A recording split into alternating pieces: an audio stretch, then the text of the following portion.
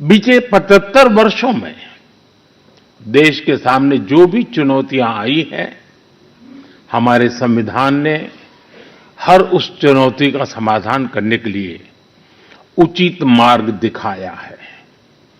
इसी कालखंड में आपातकाल जैसा समय भी आया और हमारे संविधान ने लोकतंत्र के सामने आई इस चुनौती का भी सामना किया। हमारा संविधान देश की हर जरूरत, हर अपेक्षा पर खरा उतरा है। संविधान से मिली इस शक्ति की वजह से ही आज जम्मू कश्मीर में भी बाबा साहब का संविधान पूरी तरह लागू हुआ है। आज वहां पहली बार संविधान दिवस मनाया गया है। साथियों, आज भारत परिवर्तन के इतने बड़े दौर से गुजर रहा है। ऐसे अहम समय में भारत का संविधान ही हमें रास्ता दिखा रहा है, हमारे लिए गाइडिंग लाइट बना हुआ है। साथियों, भारत के भविष्य का मार्ग अब बड़े सपनों, बड़े संकल्पों की सिद्धि का है। आज हर देशवासी का एक ही ध्येय है, विकसित भारत का निर्माण। विकसित भारत का मतलब है जहां देश के हर नागरिक को एक क्वालिटी ऑफ लाइफ मिल सके, डिग्निटी ऑफ लाइफ मिल सके। ये सामाजिक न्याय, सोशल जस्टिस का भी बहुत बड़ा माध्यम है और ये संविधान की भी भावना है। इसलिए बीते वर्षों में देश में लोगों के बीच आर्थिक और सामाजिक समानता लाने के लिए कई कदम उठाए गए हैं।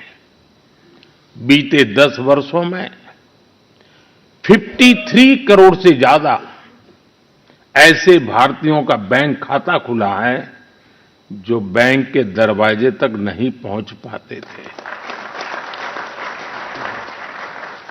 बीते 10 वर्षों में 4 करोड़ ऐसे भारतीयों को पक्का घर मिला है जो कई कई पीढ़ियों से बेघर थे। बीते 10 वर्षों में 10 करोड़ से ज्यादा ऐसी महिलाओं को मुफ्त गैस कनेक्शन मिला है जो बरसों से अपने घर में गैस पहुंचने का इंतजार कर रही थी। हमें आज के जीवन में बहुत आसान लगता है कि घर में नल खोला और पानी आ गया, लेकिन देश में आजादी के 75 साल बाद भी सिर्फ 3 करोड़ घर ही ऐसे थे जिनमें नल से जल आता था। करोड़ों लोग तब भी अपने घर में नल से जल का इंतजार कर रहे थे।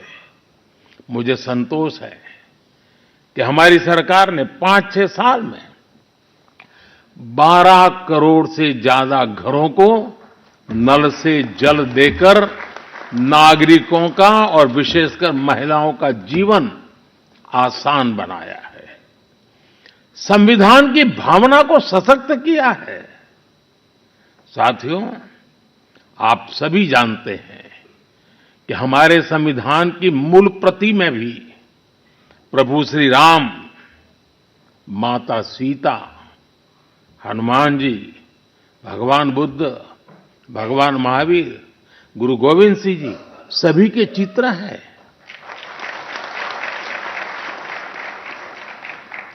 भारत की संस्कृति के प्रतीक इन चित्रों को संविधान में इसलिए स्थान दिया गया ताकि वो हमें मानवीय मूल्यों के प्रति सजग करते रहे।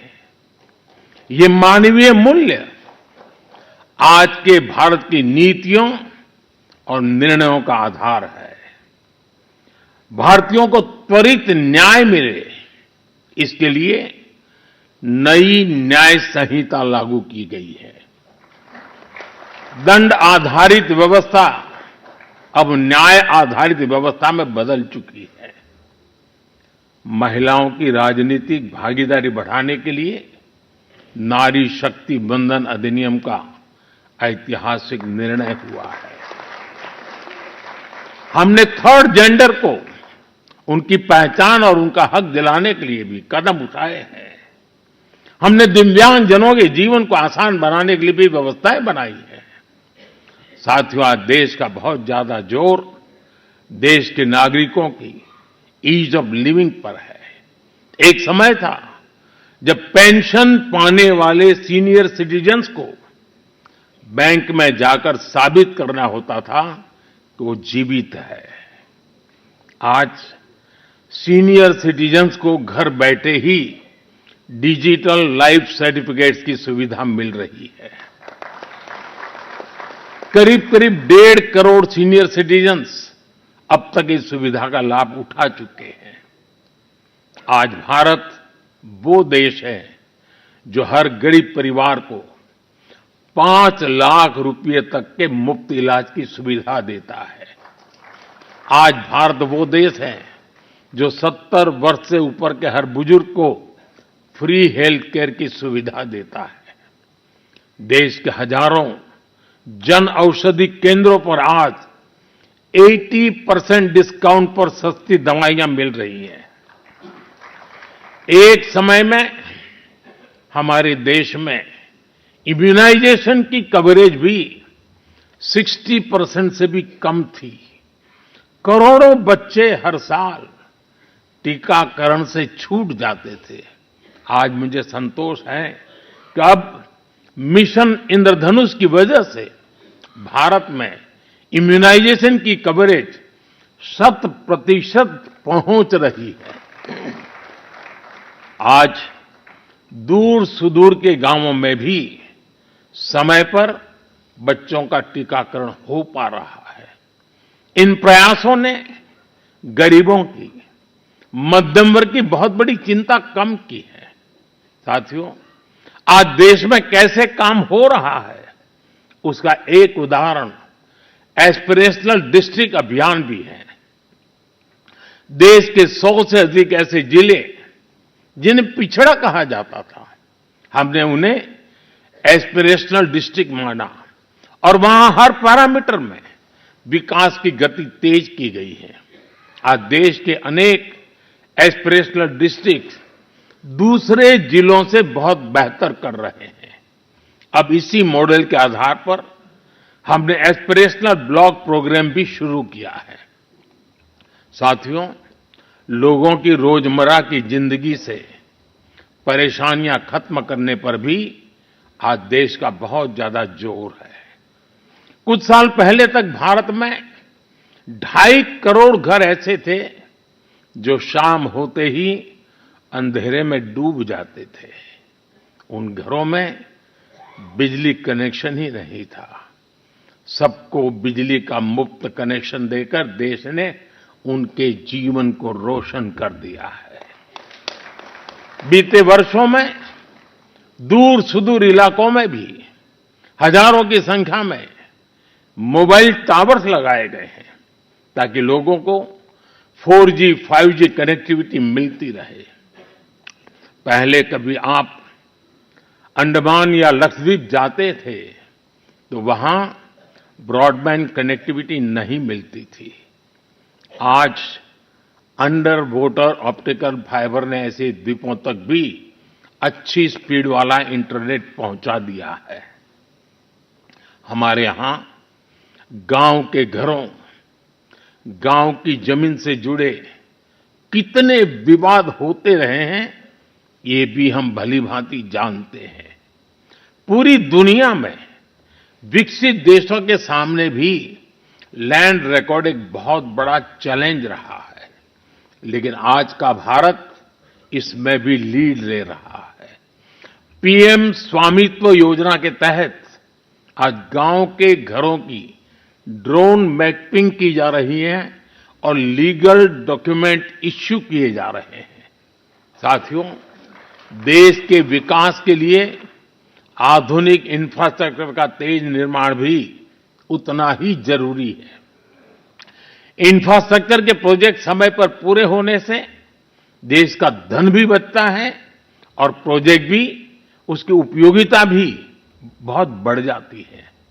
इसी सोच के साथ प्रगति नाम से एक प्लेटफॉर्म बनाया गया है जिसमें इंफ्रा प्रोजेक्ट्स का रेगुलर रिव्यू होता है और इनमें से कुछ प्रोजेक्ट्स तो ऐसे होते जो 30-30, 40-40 साल से पेंडिंग थे। मैं खुद इसकी मीटिंग्स को चेयर करता हूं। आपको जानकर अच्छा लगेगा कि अभी तक 18 लाख करोड़ रुपए के ऐसे प्रोजेक्ट्स को रिव्यू करके उनके सामने की अड़चनों को दूर किया जा चुका है। समय पर पूरे हो रहे प्रोजेक्ट्स लोगों के जीवन पर बहुत सकारात्मक प्रभाव डाल रहे हैं। देश में हो रहे ये प्रयास देश की प्रगति को भी गति दे रहे हैं और संविधान की मूल भावना को भी सशक्त कर रहे हैं। साथियों, मैं अपनी बात डॉक्टर राजेंद्र प्रसाद जी के शब्दों के साथ समाप्त करना चाहूंगा। 26 नवंबर आज के ही दिन 1949 में संविधान सभा में अपने समापन भाषण में डॉक्टर राजेंद्र प्रसाद जी ने कहा था, भारत को आज ईमानदार लोगों के एक समूह से ज्यादा कुछ नहीं चाहिए जो अपने हितों से आगे देश का हित रखेंगे। नेशन फर्स्ट, राष्ट्र सर्वप्रथम की यही भावना भारत के संविधान को आने वाली कई कई सदियों तक जीवंत बनाए रखेगी।